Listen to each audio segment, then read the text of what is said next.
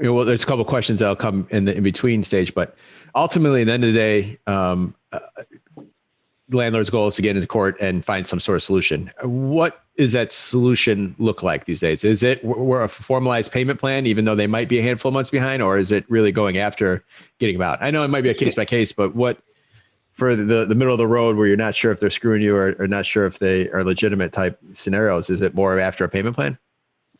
Yeah, let me start here. So let me say this first, even though I'm an eviction attorney and this is what we do, if you can cash for key someone at any level, you're in a much better spot than hiring an attorney to go through an eviction courtroom. We know a few things that are against this. One, the courts are kind of going to be fairly busy and backlogged, right? We know the sheriffs aren't doing evictions at the end of the eviction run. I'll get there in a minute too. But I think it's important that if you really want to take the time to work out and understand the tenant's position before you file the case, cash for keys is going to be your best opportunity to work things out. People are, if they're hurting on the money, one way to help them move is to give them the funds to do that. And the timing, let's say it takes several months to evict someone or beyond that, just because of the backlog, you could then back into a number that makes sense for both you and the tenant. So when in doubt, start at the cash for key program first, help them, assist them, do the best you can to help them find more stable housing at an affordable rate.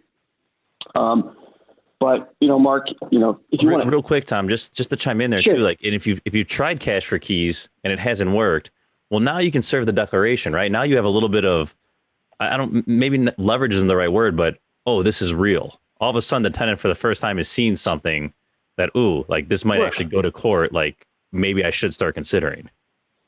Sure. And it's our position that if we at least have access to the court systems and access to a judge that has has the authority to make decisions on these cases, we at least are in a more position of strength than we were before. Before we had nothing. It's like you didn't pay, nothing can happen. But today, as long as you've served that, you vetted them out with a payment plan or a cash or key program that failed, to your point, Tom, and then you served them with the declaration, they didn't give it back to you. They just kind of ignored that. And then you've served them the termination notice and the COVID Know Your Rights notice.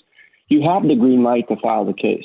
You do have the green light. And what that's allowing us to do is go into court and say, hey, judge, they have a balance of, let's say, $5,000. Now the tenant's waking up and saying, hey, I probably need to start paying this back. I'm in front of a judge. I'm in front of an attorney. I do have some funds set aside. And at that point, whether you're, any attorney you're using, you do want to ask your attorney to see if you're open to structuring payment plans that are, easy to follow for both parties, but two, structured in a way that the tenant's going to survive the payment plan, but three, can be entered in court. And then if they fail it down the road, you have an automatic right to go on your own motion to get the eviction order without a major trial. So those are the things that we talk about operations and going into court with confidence. Those are the ideas that we're coming behind. We're saying, hey, let's use these courtrooms as a negotiation arena, not necessarily an eviction room. Let's use these to even the playing field, allow the tenants to bring their thoughts and comments, try to structure a successful payment plan with them over a period of, call it 6 to 12 to even 18 months now, because the balances are going to be so large.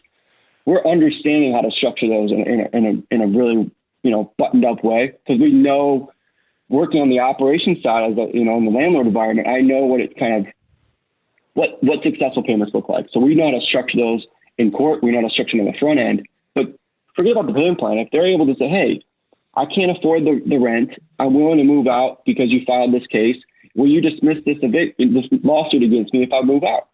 That's also a great option, because it's a win-win, right? I will say this now, and I'll say this again. Even when a landlord wins in an eviction room, they actually lose, right? So there is no winner in these eviction rooms, absolutely no winner. So we like to turn these rooms into a little bit more positive environments for both parties.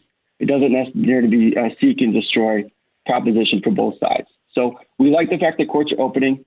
That's a positive. It allows us to structure good deals, allows us to talk to the judges, to the tenants, and get things moving again. So we're happy about that.